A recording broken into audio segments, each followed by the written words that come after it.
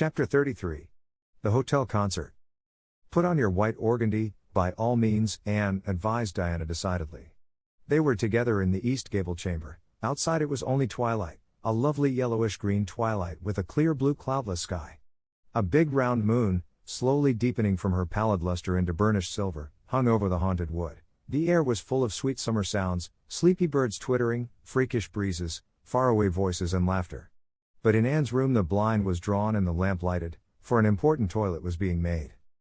The East Gable was a very different place from what it had been on that night 4 years before, when Anne had felt its bareness penetrate to the marrow of her spirit with its inhospitable chill. Changes had crept in, Marilla conniving at them resignedly, until it was as sweet and dainty a nest as a young girl could desire. The velvet carpet with the pink roses and the pink silk curtains of Anne's early visions had certainly never materialized, but her dreams had kept pace with her growth, and it is not probable she lamented them. The floor was covered with a pretty matting, and the curtains that softened the high window and fluttered in the vagrant breezes were of pale green art muslin. The walls, hung not with gold and silver brocade tapestry, but with a dainty apple blossom paper, were adorned with a few good pictures given Anne by Mrs. Allen. Miss Stacy's photograph occupied the place of honor, and Anne made a sentimental point of keeping fresh flowers on the bracket under it. Tonight a spike of white lilies faintly perfumed the room like the dream of a fragrance. There was no mahogany furniture, but there was a white painted bookcase filled with books, a cushioned wicker rocker, a toilet table befrilled with white muslin, a quaint, gilt-framed mirror with chubby pink cupids and purple grapes painted over its arched top, that used to hang in the spare room, and a low white bed. Anne was dressing for a concert at the White Sands Hotel. The guests had got it up in aid of the Charlottetown Hospital, and had hunted out all the available amateur talent in the surrounding districts to help it along.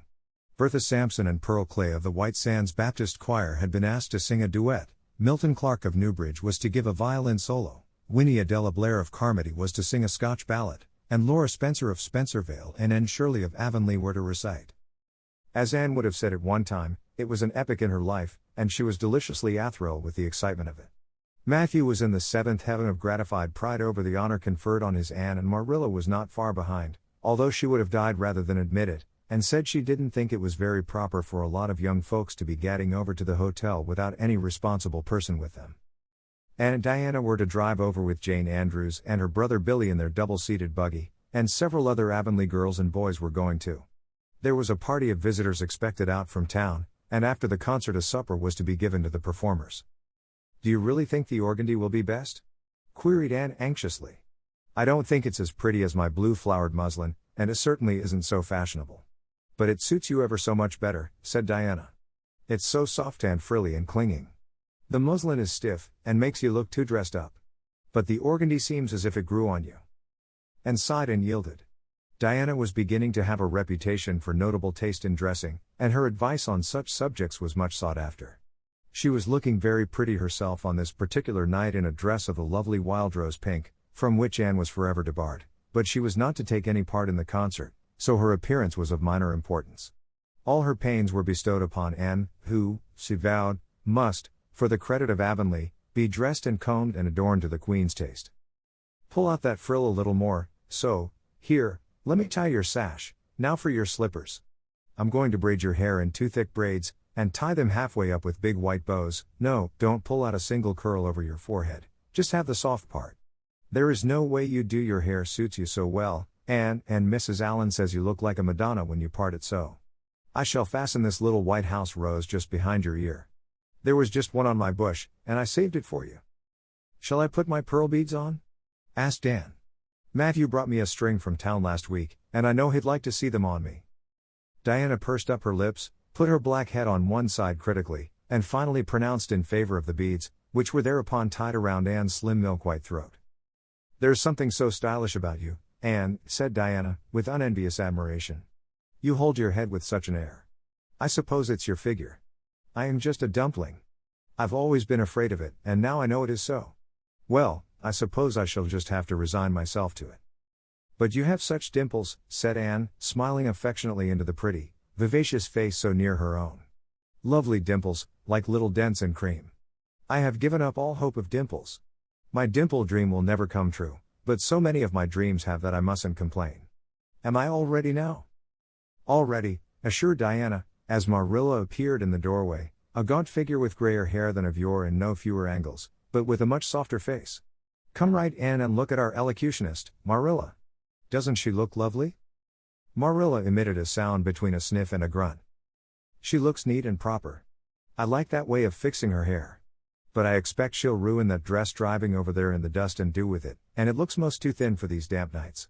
Organdy's the most unserviceable stuff in the world anyhow, and I told Matthew so when he got it. But there is no use in saying anything to Matthew nowadays. Time was when he would take my advice, but now he just buys things for Anne regardless, and the clerks at Carmody know they can palm anything off on him.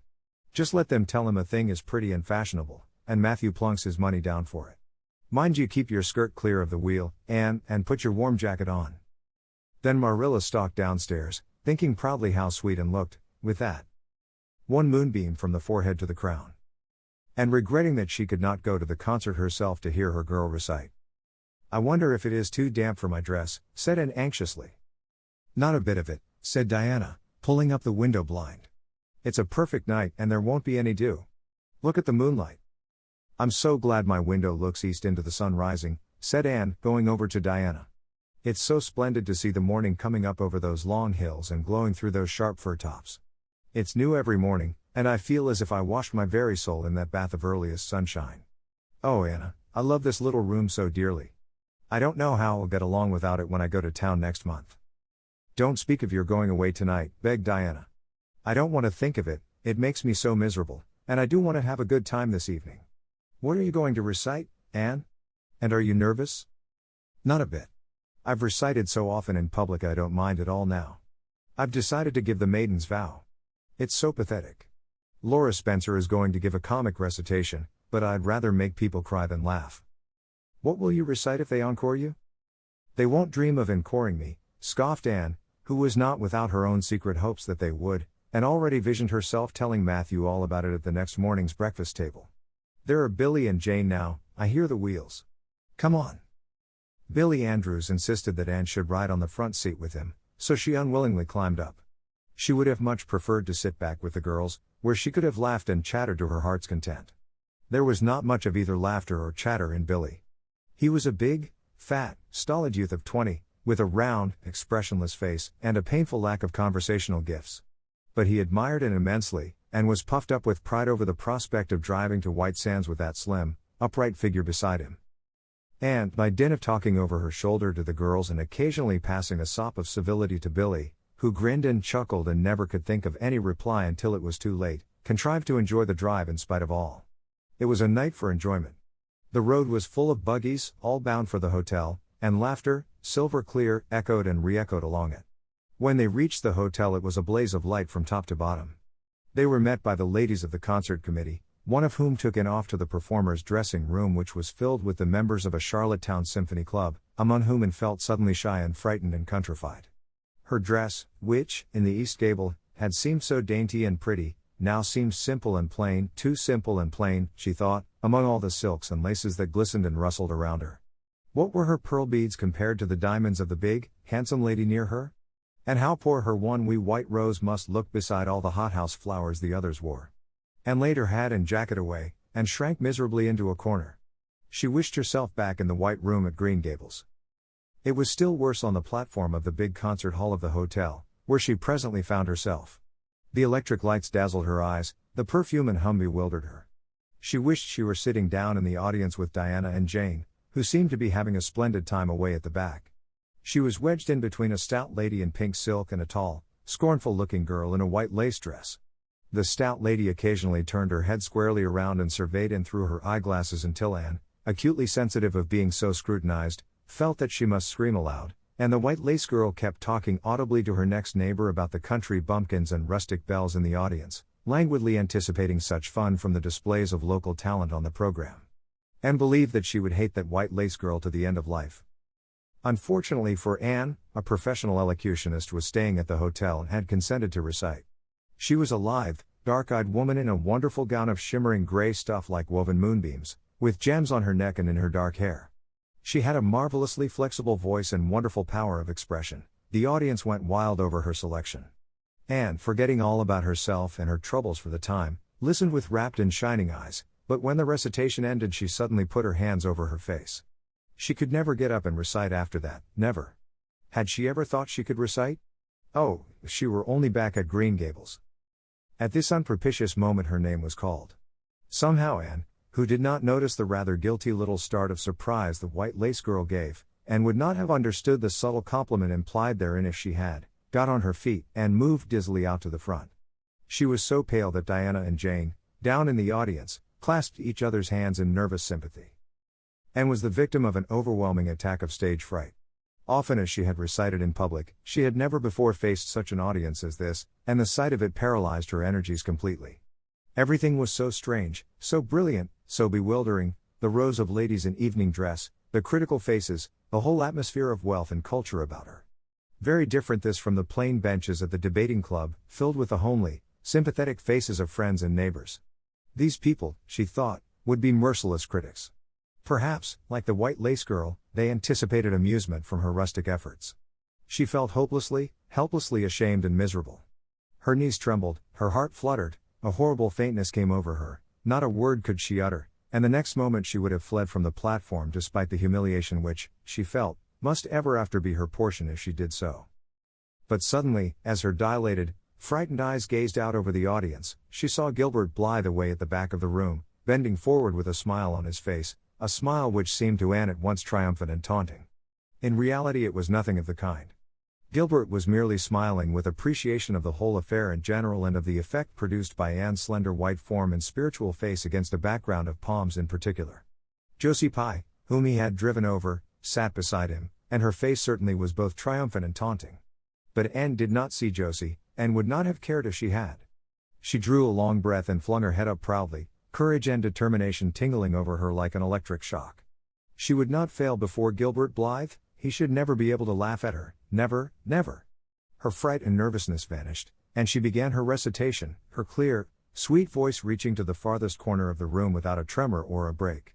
Self-possession was fully restored to her, and in the reaction from that horrible moment of powerlessness she recited as she had never done before. When she finished there were bursts of honest applause. Anne, stepping back to her seat, blushing with shyness and delight, found her hand vigorously clasped and shaken by the stout lady in pink silk. "My dear, you did splendidly," she puffed. "I've been crying like a baby, actually I have. They're encoring you, they're bound to have you back." "Oh, I can't go," said Anne confusedly. "But yet, I must, or Matthew will be disappointed. He said they would encore me."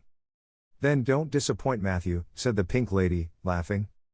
Smiling, blushing, limpid-eyed, Anne tripped back and gave a quaint, funny little selection that captivated her audience still further. The rest of the evening was quite a little triumph for her.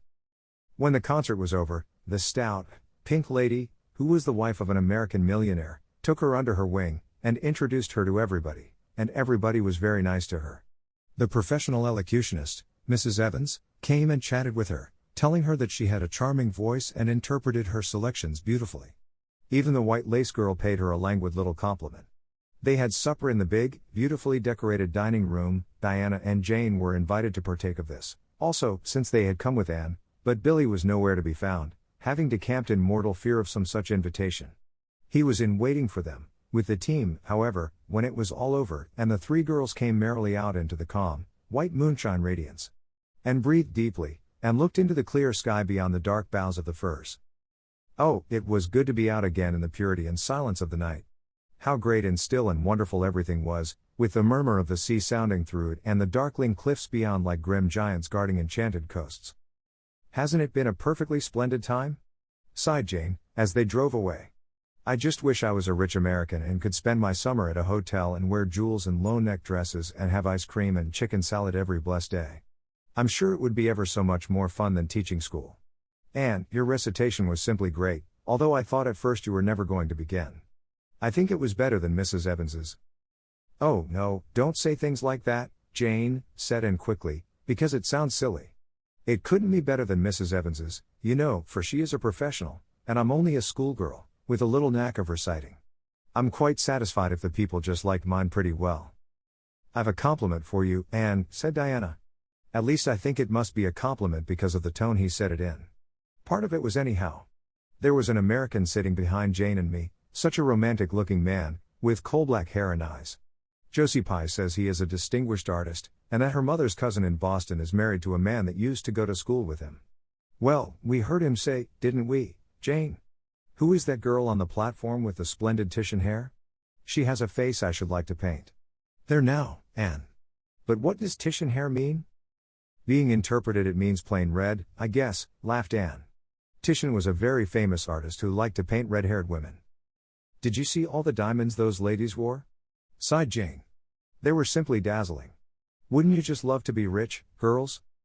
We are rich, said Anne staunchly. Why, we have 16 years to our credit, and we're happy as queens, and we've all got imaginations, more or less. Look at that sea, girls, all silver and shadow and vision of things not seen. We couldn't enjoy its loveliness any more if we had millions of dollars and ropes of diamonds. You wouldn't change into any of those women if you could. Would you want to be that white lace girl and wear a sour look all your life, as if you'd been born turning up your nose at the world? Or the pink lady, kind and nice as she is, so stout and short that you'd really no figure at all? Or even Mrs. Evans, with that sad look in her eyes? She must have been dreadfully unhappy sometime to have such a look. You know you wouldn't, Jane Andrews. I don't know, exactly, said Jane unconvinced. I think diamonds would comfort a person for a good deal. Well, I don't want to be anyone but myself, even if I go uncomforted by diamonds all my life, declared Anne. I'm quite content to be Anne of Green Gables, with my string of pearl beads. I know Matthew gave me as much love with them as ever went with Madame the Pink Lady's jewels. Chapter 34. A Queen's Girl. The next 3 weeks were busy ones at Green Gables, for Anne was getting ready to go to Queen's, and there was much sewing to be done, and many things to be talked over and arranged. Anne's outfit was ample and pretty, for Matthew saw to that, and Marilla for once made no objections whatever to anything he purchased or suggested. More, one evening she went up to the east gable with her arms full of a delicate pale green material. Anne, here's something for a nice light dress for you. I don't suppose you really need it, you've plenty of pretty waists, but I thought maybe you'd like something real dressy to wear if you were asked out anywhere of an evening in town, to a party or anything like that. I hear that Jane and Ruby and Josie have got evening dresses, as they call them, and I don't mean you shall be behind them. I got Mrs. Allen to help me pick it in town last week, and we'll get Emily Gillis to make it for you. Emily has got taste, and her fits aren't to be equaled. Oh, Arilla, it's just lovely, said Anne. Thank you so much. I don't believe you ought to be so kind to me, it's making it harder every day for me to go away. The green dress was made up with as many tucks and frills and shirrings as Emily's taste permitted. Anne put it on one evening for Matthew's and Marilla's benefit, and recited the maiden's vow for them in the kitchen. As Marilla watched the bright, animated face and graceful motions, her thoughts went back to the evening Anne had arrived at Green Gables, and memory recalled a vivid picture of the odd, frightened child in her preposterous yellowish-brown wincey dress, the heartbreak looking out of her tearful eyes. Something in the memory brought tears to Marilla's own eyes. I declare, my recitation has made you cry, Marilla, said Anne gaily, stooping over Marilla's chair to drop a butterfly kiss on that lady's cheek. Now, I call that a positive triumph. No, I wasn't crying over your piece, said Marilla, who would have scorned to be betrayed into such weakness by any poetry stuff. I just couldn't help thinking of the little girl you used to be, Anne. And I was wishing you could have stayed a little girl, even with all your queer ways.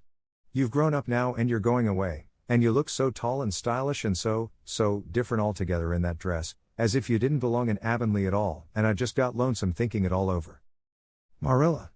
And sat down on Marilla's gingham lap, took Marilla's lined face between her hands, and looked gravely and tenderly into Marilla's eyes. I'm not a bit changed, not really. I'm only just pruned down and branched out. The real me, back here, is just the same. It won't make a bit of difference where I go or how much I change outwardly. At heart I shall always be your little Anne, who will love you and Matthew and dear Green Gables more and better every day of her life. Anne laid her fresh young cheek against Marilla's faded one, and reached out a hand to pat Matthew's shoulder. Marilla would have given much just then to have possessed Anne's power of putting her feelings into words, but nature and habit had willed it otherwise, and she could only put her arms close about her girl and hold her tenderly to her heart, wishing that she need never let her go. Matthew, with a suspicious moisture in his eyes, got up and went out of doors. Under the stars of the blue summer night he walked agitatedly across the yard to the gate under the poplars.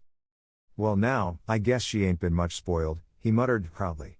I guess my putting in my or occasional never did much harm after all. She's smart and pretty, and loving, too, which is better than all the rest. She's been a blessing to us, And there never was a luckier mistake than what Mrs. Spencer made, if it was luck. I don't believe it was any such thing. It was Providence, because the Almighty saw we needed her, I reckon. The day finally came when Anne must go to town. She and Matthew drove in one fine September morning, after a tearful parting with Diana and an untearful practical one, on Marilla's side at least, with Marilla.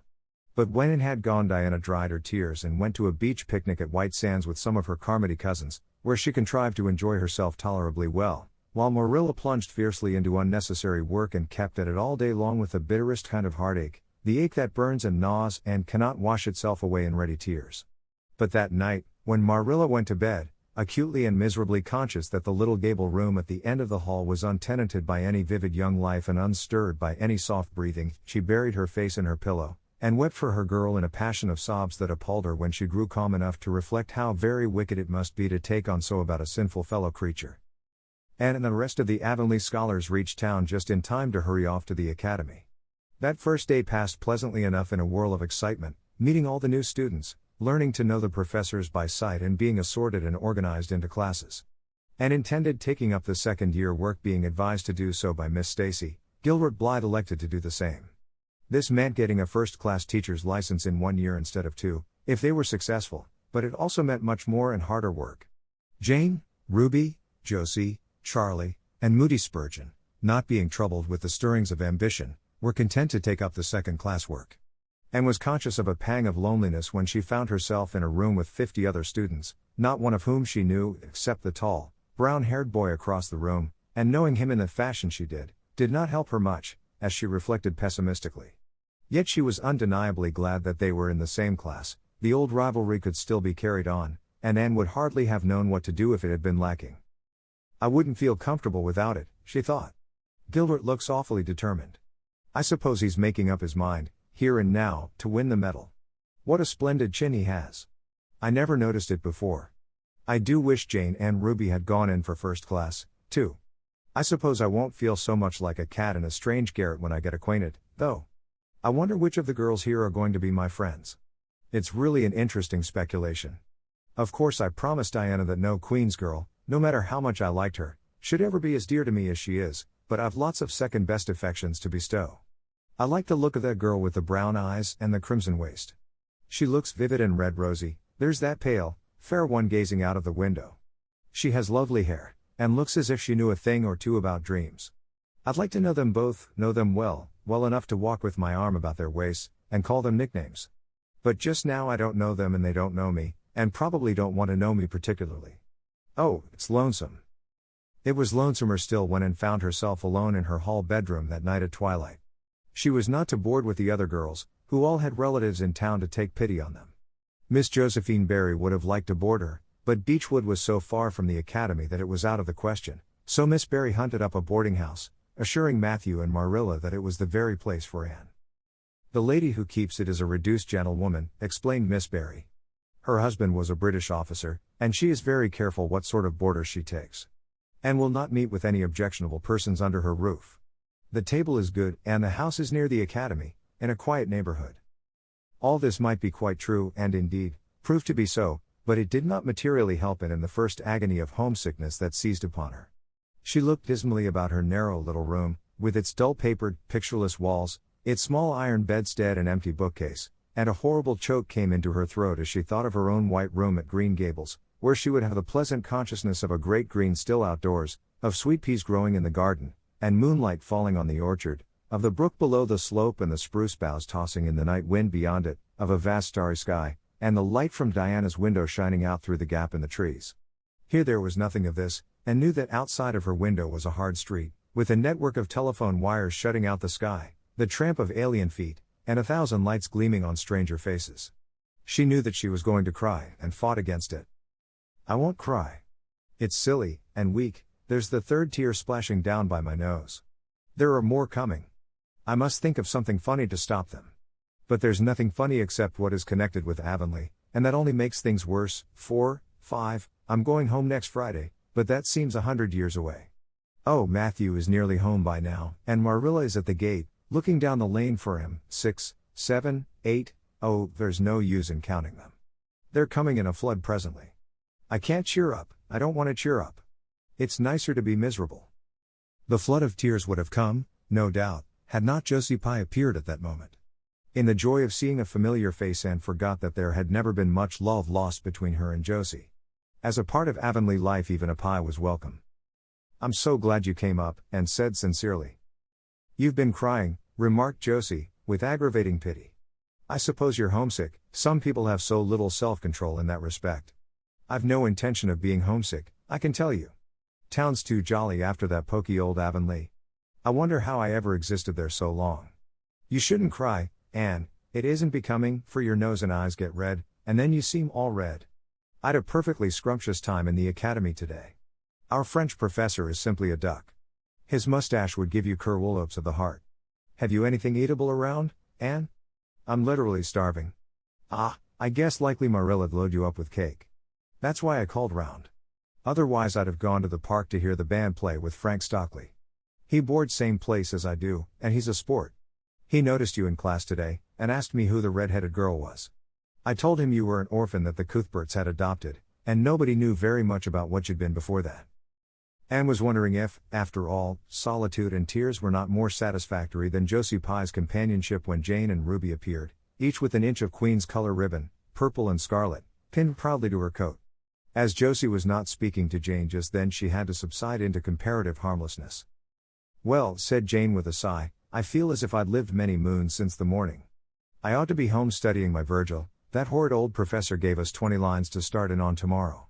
But I simply couldn't settle down to study tonight. And methinks I see the traces of tears. If you've been crying, do own up.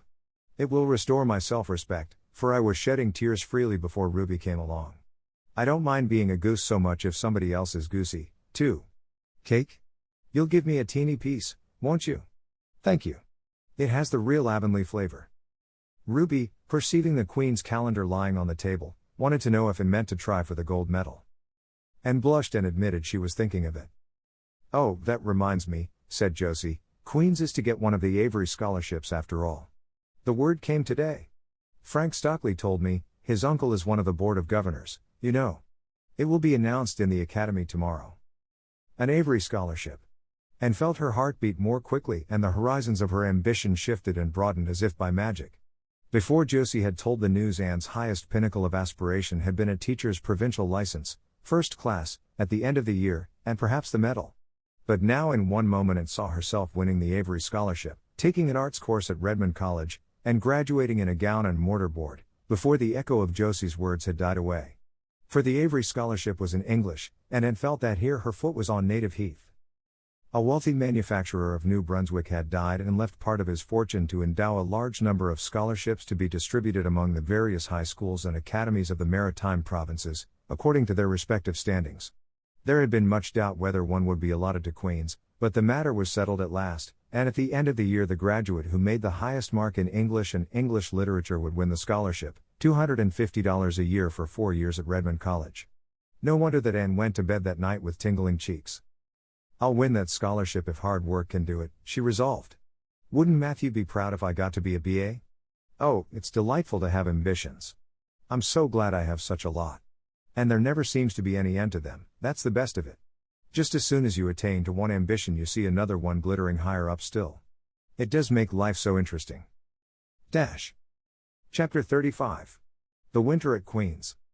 Anne's homesickness wore off, greatly helped in the wearing by her weekend visits home. As long as the open weather lasted, the Avonlea students went out to Carmody on the New Branch Railway every Friday night. Diana and several other Avonlea young folks were generally on hand to meet them, and they all walked over to Avonlea in a merry party. And thought those Friday evening gypsyings over the autumnal hills in the crisp golden air, with the home lights of Avonlea twinkling beyond, were the best and dearest hours in the whole week. Gilbert Blythe nearly always walked with Ruby Gillis and carried her satchel for her. Ruby was a very handsome young lady, now thinking herself quite as grown up as she really was. She wore her skirts as long as her mother would let her and did her hair up in town, though she had to take it down when she went home. She had large, bright blue eyes, a brilliant complexion, and a plump showy figure. She laughed a great deal, was cheerful and good-tempered, and enjoyed the pleasant things of life frankly. "But I shouldn't think she was the sort of girl Gilbert would like," whispered Jane to Anne. And did not think so either, but she would not have said so for the Avery scholarship. She could not help thinking, too, that it would be very pleasant to have such a friend as Gilbert to jest and chatter with and exchange ideas about books and studies and ambitions. Gilbert had ambitions, she knew, and Ruby Gillis did not seem the sort of person with whom such could be profitably discussed. There was no silly sentiment in Anne's ideas concerning Gilbert. Boys were to her, when she thought about them at all, merely possible good comrades. If she and Gilbert had been friends, she would not have cared how many other friends he had nor with whom he walked. She had a genius for friendship, girlfriends she had in plenty, but she had a vague consciousness that masculine friendship might also be a good thing to round out one's conceptions of companionship and furnish broader standpoints of judgment and comparison. Not that Anne could have put her feelings on the matter into just such clear definition. But she thought that if Gilbert had ever walked home with her from the train, over the crisp fields and along the ferny byways, they might have had many and merry and interesting conversations about the new world that was opening around them and their hopes and ambitions therein. Gilbert was a clever young fellow, with his own thoughts about things and a determination to get the best out of life and put the best into it. Ruby Gillis told Jane Andrews that she didn't understand half the things Gilbert Blythe said. He talked just like Anne Shirley did when she had a thoughtful fit on, and for her part she didn't think it any fun to be bothering about books and that sort of thing when you didn't have to. Frank Stockley had lots more dash and go, but then he wasn't half as good looking as Gilbert, and she really couldn't decide which she liked best. In the academy, Anne gradually drew a little circle of friends about her, thoughtful, imaginative, ambitious students like herself. With the Rose-Red Girl, Stella Maynard, and the Dream Girl, Priscilla Grant, she soon became intimate, finding the latter pale spiritual-looking maiden to be full to the brim of mischief and pranks and fun, while the vivid, black-eyed Stella had a heart full of wistful dreams and fancies, as aerial and rainbow-like as Anne's own. After the Christmas holidays, the Avonlea students gave up going home on Fridays and settled down to hard work. By this time all the Queen's scholars had gravitated into their own places in the ranks, and the various classes had assumed distinct and settled shadings of individuality. Certain facts had become generally accepted. It was admitted that the medal contestants had practically narrowed down to three: Gilbert Blythe, Anne Shirley, and Lewis Wilson. The Avery Scholarship was more doubtful, any one of a certain six being a possible winner. The bronze medal for mathematics was considered as good as won by a fat, funny little up-country boy with a bumpy forehead and a patched coat. Ruby Gillis was the handsomest girl of the year at the academy. In the second-year classes, Stella Maynard carried off the palm for beauty, with small but critical minority in favor of Anne Shirley. Ethel Marr was admitted by all competent judges to have the most stylish modes of hairdressing, and Jane Andrews, plain, plodding, conscientious Jane, carried off the honors in the domestic science course. Even Josie Pye attained a certain preeminence as the sharpest-tongued young lady in attendance at Queen's. So it may be fairly stated that Miss Stacy's old pupils held their own in the wider arena of the academical course. Anne worked hard and steadily. Her rivalry with Gilbert was as intense as it had ever been in Avonlea School, although it was not known in the class at large, but somehow the bitterness had gone out of it. Anne no longer wished to win for the sake of defeating Gilbert, rather, for the proud consciousness of a well-won victory over a worthy foeman. It would be worthwhile to win, but she no longer thought life would be insupportable if she did not. In spite of lessons, the students found opportunities for pleasant times. Anne spent many of her spare hours at Beechwood and generally ate her Sunday dinners there and went to church with Miss Barry.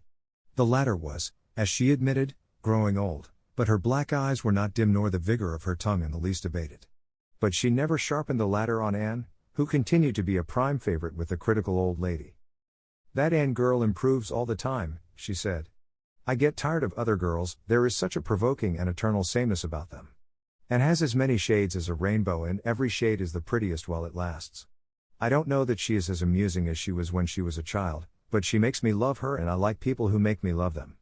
It saves me so much trouble in making myself love them." Then, almost before anybody realized it, spring had come. Out in Avonlea the Mayflowers were peeping pinkily out on the sere barrens where snow wreaths lingered, and the mist of green was on the woods and in the valleys. But in Charlottetown harassed Queen's students thought and talked only of examinations. "It doesn't seem possible that the term is nearly over," said Anne. "Why, last fall it seemed so long to look forward to, a whole winter of studies and classes. And here we are, with the exams looming up next week. Girls, sometimes I feel as if those exams meant everything, but when I look at the big buds swelling on those chestnut trees and the misty blue air at the end of the streets, they don't seem half so important." Jane and Ruby and Josie, who had dropped in, did not take this view of it. To them the coming examinations were constantly very important indeed, far more important than chestnut buds or Maytime hazes.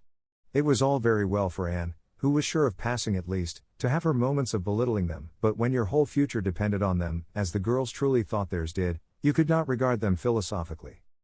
"I've lost 7 pounds in the last 2 weeks, sighed Jane. "It's no use to say don't worry." "I will worry." "Worrying helps you some, it seems as if you are doing something when you're worrying." "It would be dreadful if I failed to get my license after going to Queens all winter and spending so much money." "I don't care," said Josie Pye. "If I don't pass this year, I'm coming back next. My father can afford to send me." "Anne, Frank Stockley says that Professor Tremaine said Gilbert Blythe was sure to get the medal and that Emily Clay would likely win the Avery Scholarship." "That may make me feel badly tomorrow, Josie," laughed Anne, "but just now I honestly feel that as long as I know the violets are coming out all purple down in the hollow below Green Gables and that little ferns are poking their heads up in Lover's Lane, it's not a great deal of difference whether I win the Avery or not. I've done my best and I begin to understand what is meant by the joy of the strife. Next to trying and winning, the best thing is trying and failing. Girls, don't talk about exams. Look at that arch of pale green sky over those houses and picture to yourself what it must look like over the purpley dark beechwoods back of Avonlea." "What are you going to wear for commencement, Jane?" asked Ruby practically. Jane and Josie both answered at once and the chatter drifted into a side eddy of fashions. But Anne, with her elbows on the windowsill, her soft cheek laid against her clasped hands, and her eyes filled with visions, looked out unheedingly across city roof and spired to that glorious dome of sunset sky and wove her dreams of a possible future from the golden tissue of youth's own optimism. All the beyond was hers with its possibilities lurking rosily in the oncoming years, each year a rose of promise to be woven into an immortal chaplet. Chapter 36. The Glory and the Dream. On the morning when the final results of all the examinations were to be posted on the bulletin board at Queen's, Anne and Jane walked down the street together. Jane was smiling and happy, examinations were over and she was comfortably sure she had made a pass at least. Further considerations troubled Jane not at all. She had no soaring ambitions and consequently was not affected with the unrest attendant thereon. For we pay a price for everything we get or take in this world, and although ambitions are well worth having, they are not to be cheaply won, but exact their dues of work and self-denial, anxiety and discouragement. Anne was pale and quiet. In 10 more minutes she would know who had won the medal and who the Avery. Beyond those 10 minutes there did not seem, just then, to be anything worth being called time. "Of course you'll win one of them anyhow," said Jane, who couldn't understand how the faculty could be so unfair as to order it otherwise. "I have not hope of the Avery," said Anne. "Everybody says Emily Clay will win it. And I'm not going to march up to that bulletin board and look at it before everybody. I haven't the moral courage. I'm going straight to the girls' dressing room. You must read the announcements and then come and tell me, Jane. And I implore you in the name of our old friendship to do it as quickly as possible. If I have failed, just say so, without trying to break it gently, and whatever you do, don't sympathize with me. Promise me this, Jane." Jane promised solemnly, but, as it happened, there was no necessity for such a promise. When they went up the entrance steps of Queen's, they found the hall full of boys who were carrying Gilbert Blythe around on their shoulders and yelling at the tops of their voices, "Hurrah for Blythe, medalist!" For a moment Anne felt one sickening pang of defeat and disappointment. So she had failed and Gilbert had won. Well, Matthew would be sorry, he had been so sure she would win. And then somebody called out, "3 cheers for Miss Shirley, winner of the Avery." "Oh, Anne," gasped Jane, as they fled to the girls' dressing room amid hearty cheers. "Oh, and I'm so proud. Isn't it splendid?" And then the girls were around them and Anne was the center of a laughing, congratulating group. Her shoulders were thumped and her hands shaken vigorously. She was pushed and pulled and hugged, and among it all she managed to whisper to Jane, "Oh, won't Matthew and Marilla be pleased? I must write the news home right away." Commencement was the next important happening. The exercises were held in the big assembly hall of the academy. Addresses were given, essays read, songs sung, the public award of diplomas, prizes and medals made.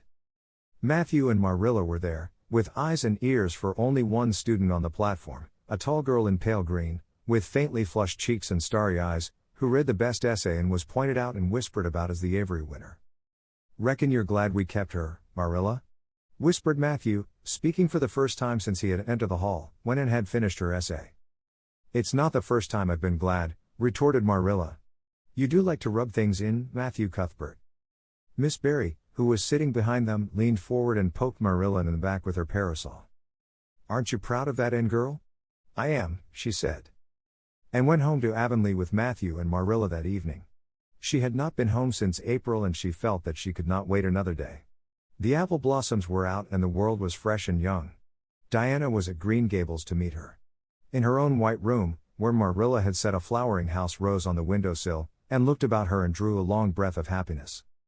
"Oh Anna, it's so good to be back again. It's so good to see those pointed firs coming out against the pink sky, and that white orchard and the old Snow Queen. Isn't the breath of the mint delicious?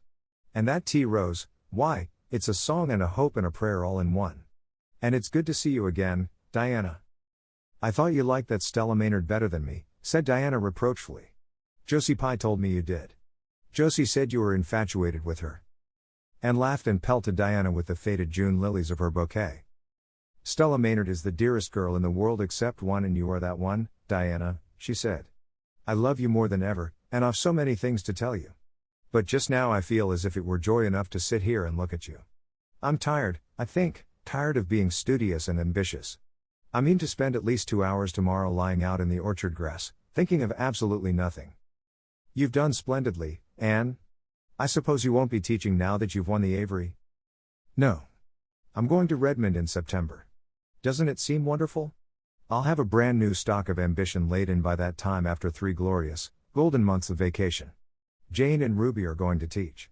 Isn't it splendid to think we all got through even to Moody Spurgeon and Josie Pye?" "The Newbridge trustees have offered Jane their school already," said Diana.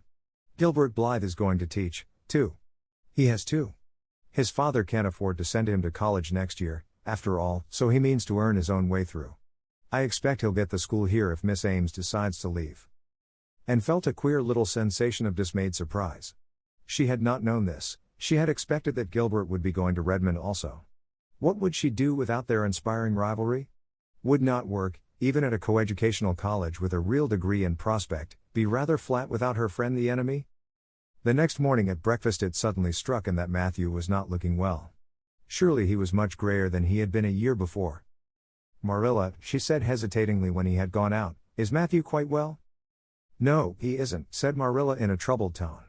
"He's had some real bad spells with his heart this spring and he won't spare himself a mite. I've been real worried about him, but he's some better this while back and we've got a good hired man, so I'm hoping he'll kind of rest and pick up. Maybe he will now you're home. You always cheer him up." And leaned across the table and took Marilla's face in her hands. "You are not looking as well yourself as I'd like to see you, Marilla. You look tired.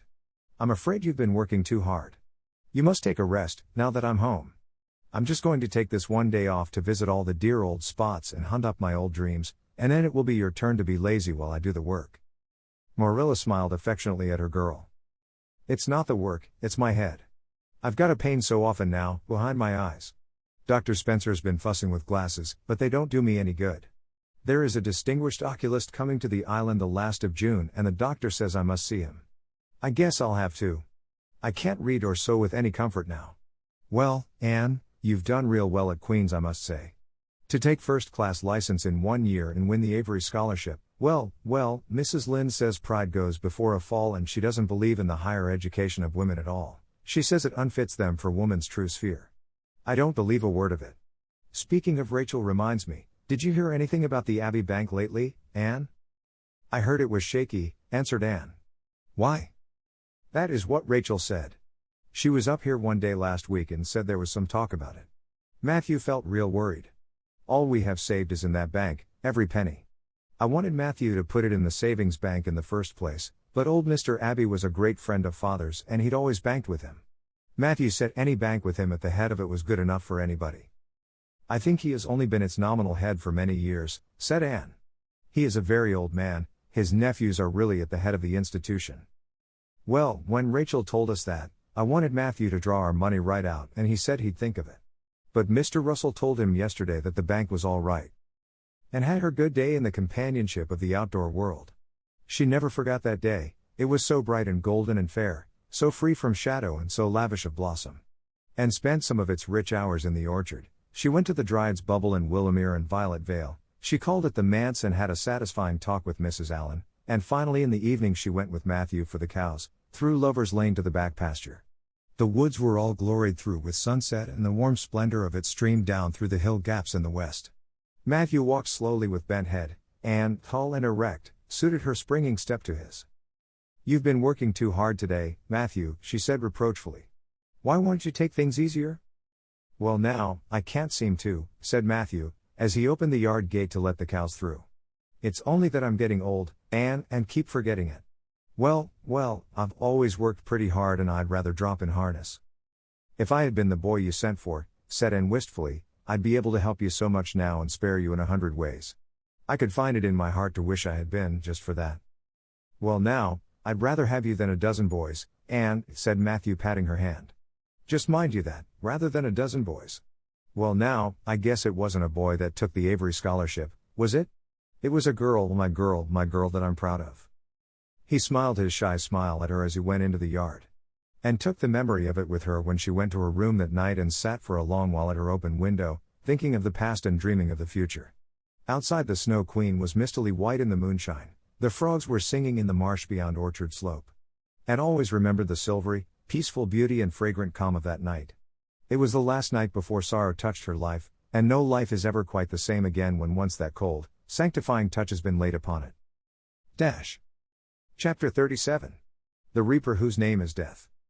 Matthew, what is the matter? Matthew, are you sick? It was Marilla who spoke, alarm in every jerky word.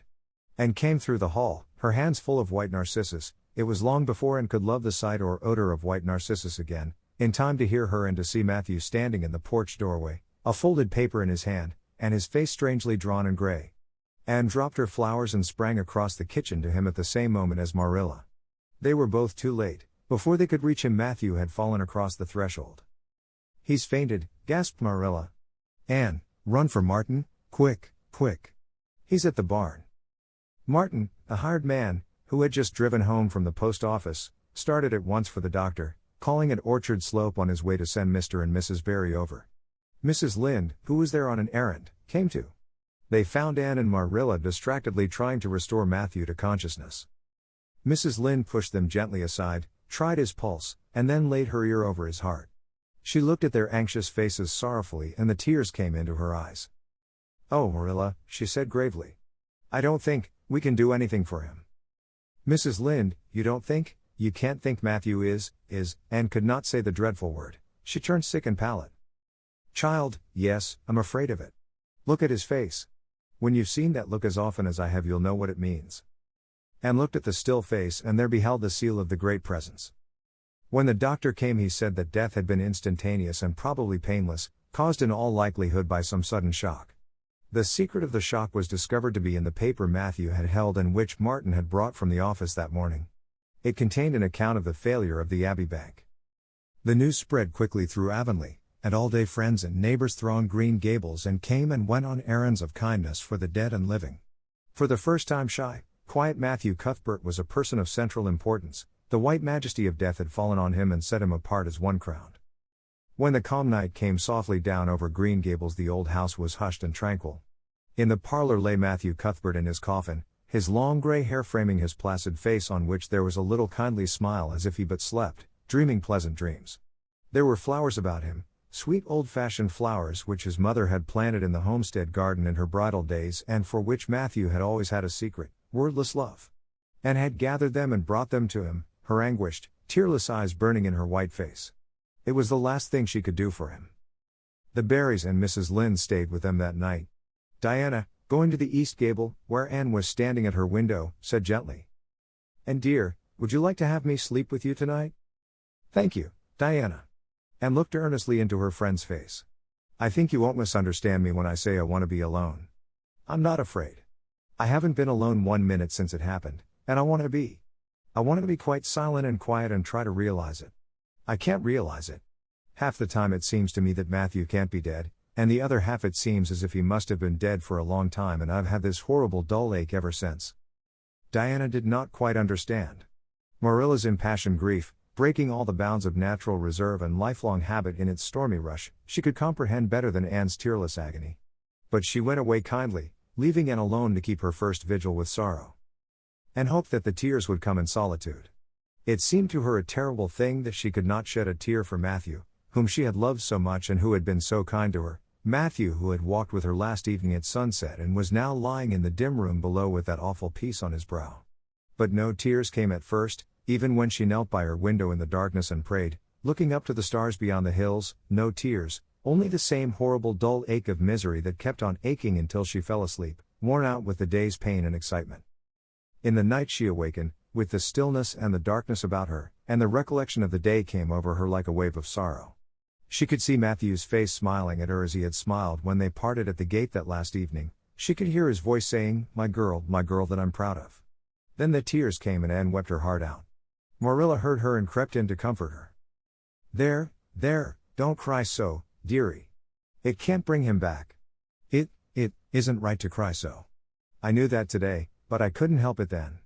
He'd always been such a good, kind brother to me, but God knows best." "Oh, just let me cry, Marilla," sobbed Anne. "The tears don't hurt me like that ache did. Stay here for a little while with me and keep your arm round me, so." "I couldn't have Diana stay, she's good and kind and sweet, but it's not her sorrow, she's outside of it and she couldn't come close enough to my heart to help me. It's our sorrow, yours and mine. Oh, Marilla, what will we do without him? We've got each other, Anne. I don't know what I'd do if you weren't here, if you'd never come. Oh, Anne, I know I've been kind of strict and harsh with you maybe, but you mustn't think I didn't love you as well as Matthew did, for all that. I want to tell you now when I can. It's never been easy for me to say things out of my heart, but at times like this it's easier. I love you as dear as if you were my own flesh and blood, and you've been my joy and comfort ever since you came to Green Gables."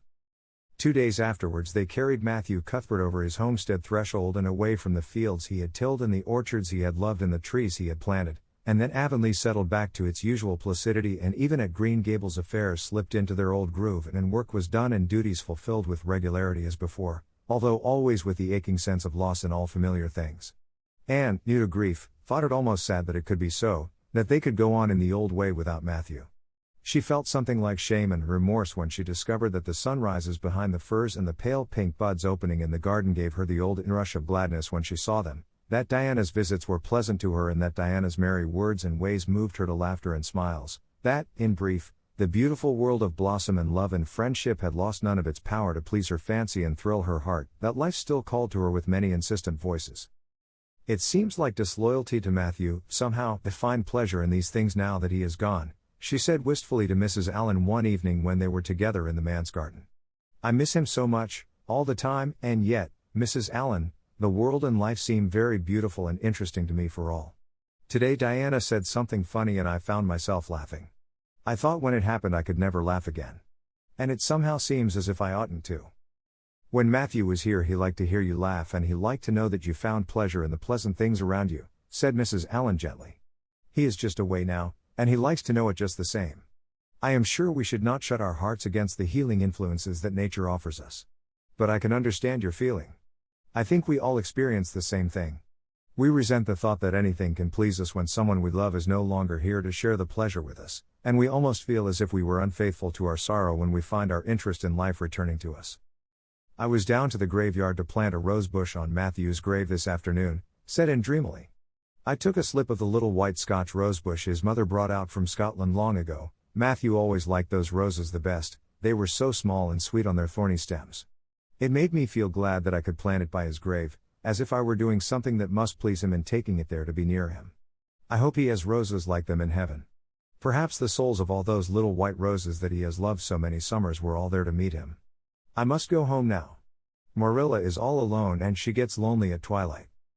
"She will be lonelier still, I fear, when you go away again to college," said Mrs. Allen. And did not reply. She said good night and went slowly back to Green Gables. Marilla was sitting on the front door steps and Anne sat down beside her. The door was open behind them, held back by a big pink conch shell with hints of sea sunsets in its smooth inner convolutions.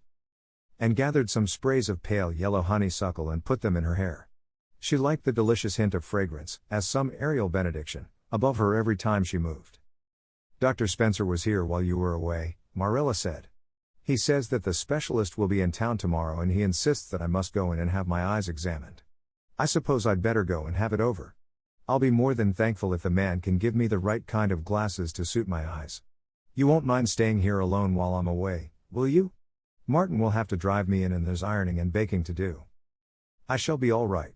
Diana will come over for company for me. I shall attend to the ironing and baking beautifully. You needn't fear that I'll starch the handkerchiefs or flavor the cake with liniment." Marilla laughed. What a girl you were for making mistakes in them days, Anne. You were always getting into scrapes. I did used to think you were possessed. Do you mind the time you dyed your hair? Yes, indeed. I shall never forget it, smiled Anne, touching the heavy braid of hair that was wound about her shapely head. I laugh a little now sometimes when I think what a worry my hair used to be to me, but I don't laugh much, because it was a very real trouble then. I did suffer terribly over my hair and my freckles. My freckles are really gone, and people are nice enough to tell me my hair is auburn now, all but Josie Pye. She informed me yesterday that she really thought it was redder than ever, or at least my black dress made it look redder, and she asked me if people who had red hair ever got used to having it. Marilla, I've almost decided to give up trying to like Josie Pye. I've made what I would once have called a heroic effort to like her, but Josie Pye won't be liked. Josie is a pie, said Marilla sharply, so she can't help being disagreeable. I suppose people of that kind serve some useful purpose in society, but I must say I don't know what it is any more than I know the use of thistles. Is Josie going to teach? No, she is going back to Queen's next year. So are Moody Spurgeon and Charlie Sloane. Jane and Ruby are going to teach and they have both got schools, Jane at Newbridge and Ruby at some place up west. Gilbert Blythe is going to teach too, isn't he? Yes, briefly. What a nice-looking fellow he is, said Marilla absently. I saw him in church last Sunday and he seemed so tall and manly. He looks a lot like his father did at the same age. John Blythe was a nice boy. We used to be real good friends, he and I. People called him my beau. Anne looked up with swift interest. Oh, Marilla, and what happened? Why didn't you? We had a quarrel. I wouldn't forgive him when he asked me to. I meant to, after a while, but I was sulky and angry and I wanted to punish him first. He never came back, the Blythes were almighty independent. But I always felt rather sorry. I've always kind of wished I'd forgiven him when I had the chance. So you've had a bit of romance in your life, too, said Anne softly. Yes, I suppose you might call it that. You wouldn't think so to look at me, would you? But you never can tell about people from their outsides. Everybody has forgot about me and John. I'd forgotten myself. But it all came back to me when I saw Gilbert last Sunday. Chapter 38. The Bend in the Road. Marilla went to town the next day and returned in the evening. Anne had gone over to Orchard Slope with Diana and came back to find Marilla in the kitchen, sitting by the table with her head leaning on her hand. Something in her dejected attitude struck a chill to Anne's heart. She had never seen Marilla sit limply inert like that. Are you very tired, Marilla? Yes, no, I don't know, said Marilla wearily, looking up. I suppose I am tired, but I haven't thought about it. It's not that. Did you see the oculist? What did he say? Asked Anne anxiously. Yes, I saw him. He examined my eyes. He says that if I give up all reading and sewing entirely and any kind of work that strains the eyes, and if I'm careful not to cry, and if I wear the glasses he's given me, he thinks my eyes may not get any worse and my headaches will be cured. But if I don't, he says I'll certainly be stone blind in 6 months. Blind. Anne, just think of it. For a minute Anne, after her first quick exclamation of dismay, was silent. It seemed to her that she could not speak. Then she said bravely, but with a catch in her voice. Marilla, don't think of it. You know he has given you hope. If you are careful you won't lose your sight altogether, and if his glasses cure your headaches it will be a great thing. I don't call it much hope, said Marilla bitterly. What am I to live for if I can't read or sew or do anything like that? I might as well be blind, or dead. And as for crying, I can't help that when I get lonesome. But there, it's no good talking about it. If you'll get me a cup of tea I'll be thankful. I'm about done out. Don't say anything about this to anyone for a spell yet, anyway. I can't bear that folks should come here to question and sympathize and talk about it. When Marilla had eaten her lunch and persuaded her to go to bed, then Anne went herself to the east gable and sat down by her window in the darkness alone with her tears and her heaviness of heart. How sadly things had changed since she had sat there the night after coming home. Then she had been full of hope and joy and the future had looked rosy with promise. And felt as if she had lived years since then, but before she went to bed there was a smile on her lips and peace in her heart. She had looked her duty courageously in the face and found it a friend, as duty ever is when we meet it frankly. One afternoon a few days later Marilla came slowly in from the front yard where she had been talking to a caller, a man whom Anne knew by sight as Sadler from Carmody. And wondered what he could have been saying to bring that look to Marilla's face. What did Mr. Sadler want, Marilla? Marilla sat down by the window and looked at Anne. There were tears in her eyes in defiance of the oculist's prohibition and her voice broke as she said. He heard that I was going to sell Green Gables and he wants to buy it. Buy it? Buy Green Gables? And wondered if she had heard her right. Oh, Marilla, you don't mean to sell Green Gables. Anne, I don't know what else is to be done. I've thought it all over. If my eyes were strong I could stay here and make out to look after things and manage, with a good hired man. But as it is I can't. I may lose my sight altogether, and anyway I'll not be fit to run things. Oh, I never thought I'd live to see the day when I'd have to sell my home. But things would only go behind worse and worse all the time, till nobody would want to buy it. Every cent of our money went in that bank, and there's some notes Matthew gave last fall to pay. Mrs. Lind advises me to sell the farm and board somewhere, with her I suppose. It won't bring much, it's small and the buildings are old. But it'll be enough for me to live on I reckon. I'm thankful you're provided for with that scholarship, Anne. I'm sorry you won't have a home to come to in your vacations, that's all, but I suppose you'll manage somehow. Marilla broke down and wept bitterly. You mustn't sell Green Gables, said Anne resolutely. Oh, Anne, I wish I didn't have to. But you can see for yourself. I can't stay here alone. I'd go crazy with trouble and loneliness. And my sight would go, I know it would. You won't have to stay here alone, Marilla. I'll be with you. I'm not going to Redmond. Not going to Redmond. Marilla lifted her worn face from her hands and looked at Anne. Why, what do you mean? Just what I say. I'm not going to take the scholarship. I decided so the night after you came home from town. You surely don't think I could leave you alone in your trouble, Marilla, after all you've done for me. I've been thinking and planning. Let me tell you my plans. Mr. Barry wants to rent the farm for next year. So you won't have any bother over that. And I'm going to teach. I've applied for the school here, but I don't expect to get it for I understand the trustees have promised it to Gilbert Blythe. But I can have the Carmody School, Mr. Blair told me so last night at the store. Of course that won't be quite as nice or convenient as if I had the Avonlea School. But I can board home and drive myself over to Carmody and back, in the warm weather at least. And even in winter I can come home Fridays. We'll keep a horse for that. Oh, I have it all planned out, Marilla. And I'll read to you and keep you cheered up. You shan't be dull or lonesome. And we'll be real cozy and happy here together, you and I. Marilla had listened like a woman in a dream. Oh, Anne, I could get on real well if you were here, I know. But I can't let you sacrifice yourself so for me. It would be terrible. Nonsense, and laughed merrily. There is no sacrifice. Nothing could be worse than giving up Green Gables, nothing could hurt me more. We must keep the dear old place. My mind is quite made up, Marilla. I'm not going to Redmond, and I'm going to stay here and teach. Don't you worry about me a bit. But your ambitions, and I'm just as ambitious as ever. Only, I've changed the object of my ambitions. I'm going to be a good teacher, and I'm going to save your eyesight. Besides, I mean to study at home here and take a little college course all by myself. Oh, I've dozens of plans, Marilla. I've been thinking them out for a week. I shall give life here my best, and I believe it will give its best to me in return. When I left Queens my future seemed to stretch out before me like a straight road. I thought I could see along it for many a milestone. Now there is a bend in it. I don't know what lies around the bend, but I'm going to believe that the best does. It has a fascination of its own, that bend, Marilla. I wonder how the road beyond it goes, what there is of green glory and soft, checkered light and shadows, what new landscapes, what new beauties, what curves and hills and valleys further on. I don't feel as if I ought to let you give it up, said Marilla, referring to the scholarship. But you can't prevent me.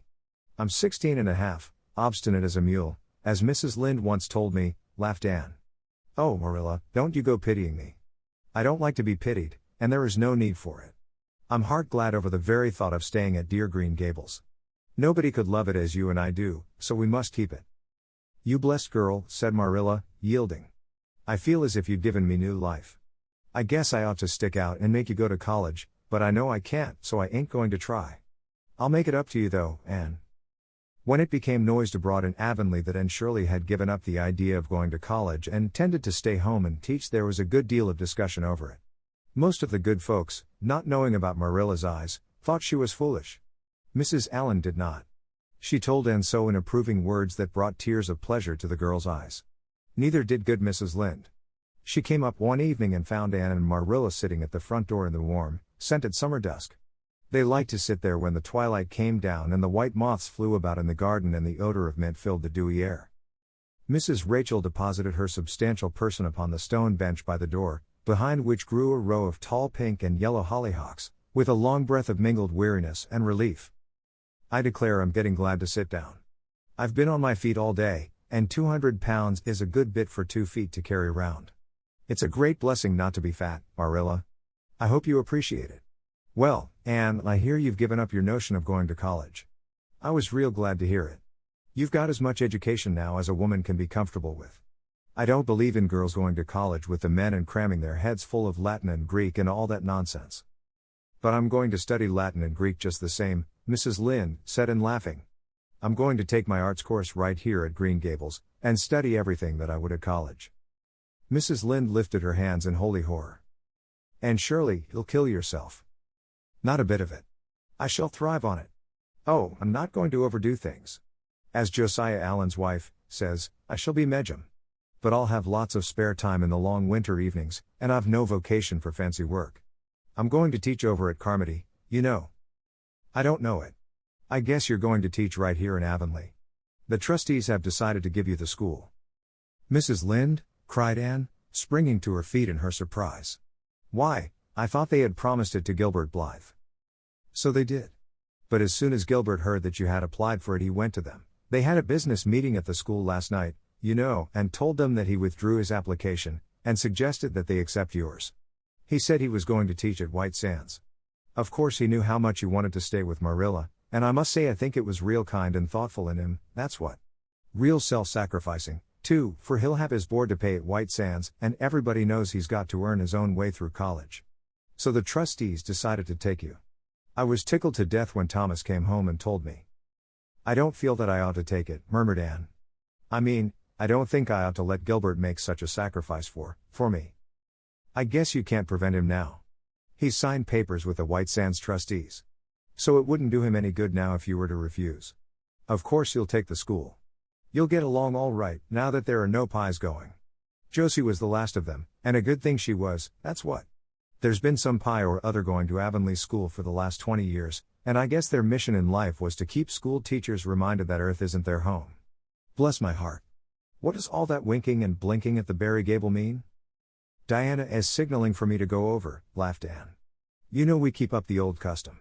Excuse me while I run over and see what she wants. And ran down the clover slope like a deer, and disappeared in the furry shadows of the haunted wood. Mrs. Lynde looked after her indulgently. There's a good deal of the child about her yet in some ways. There's a good deal more of the woman about her in others, retorted Marilla with a momentary return of her old crispness. But crispness was no longer Marilla's distinguishing characteristic. As Mrs. Lynde told her Thomas that night. Marilla Cuthbert has got mellow. That's what. And went to the little Avonlea graveyard the next evening to put fresh flowers on Matthew's grave and water the Scotch rosebush. She lingered there until dusk, liking the peace and calm of the little place, with its poplars whose rustle was like low, friendly speech, and its whispering grasses growing at will among the graves. When she finally left it and walked down the long hill that sloped to the lake of shining waters, it was past sunset and all Avonlea lay before her in a dreamlike afterlight, a haunt of ancient peace. There was a freshness in the air as of a wind that had blown over honey-sweet fields of clover. Home lights twinkled out here and there among the homestead trees. Beyond lay the sea, misty and purple, with its haunting, unceasing murmur. The west was a glory of soft mingled hues, and the pond reflected them all in still softer shadings. The beauty of it all thrilled Anne's heart, and she gratefully opened the gates of her soul to it. Dear old world, she murmured, you are very lovely, and I am glad to be alive in you. Halfway down the hill a tall lad came whistling out of a gate before the Blythe homestead. It was Gilbert, and the whistle died on his lips as he recognized Anne. He lifted his cap courteously, but he would have passed on in silence if Anne had not stopped and held out her hand. Gilbert, she said, with scarlet cheeks, I want to thank you for giving up the school for me. It was very good of you, and I want you to know that I appreciate it. Gilbert took the offered hand eagerly. It wasn't particularly good of me at all, Anne. I was pleased to be able to do you some small service. Are we going to be friends after this? Have you really forgiven me my old fault? Anne laughed and tried unsuccessfully to withdraw her hand. I forgave you that day by the pond landing, although I didn't know it. What a stubborn little goose I was. I may as well make a complete confession, I've been sorry ever since. We are going to be the best of friends, said Gilbert, jubilantly. We were born to be good friends, Anne. You've thwarted destiny enough. I know we can help each other in many ways. You are going to keep up your studies, aren't you? So when I come, I'm going to walk home with you. Marilla looked curiously at Anne when the latter entered the kitchen. Who was that came up the lane with you, Anne? Gilbert Blythe, answered Anne, vexed to find herself blushing. I met him on Berry's Hill. I didn't think you and Gilbert Blythe were such good friends that you'd stand for half an hour at the gate talking to him, said Marilla with a dry smile. We've been good enemies. But we have decided that it will be much more sensible to be good friends in the future. Were we really there half an hour? It seemed just a few minutes. But, you see, we have 5 years lost conversations to catch up with, Marilla. And sat long at her window that night companioned by a glad content. The wind purred softly in the cherry boughs, and the mint breaths came up to her.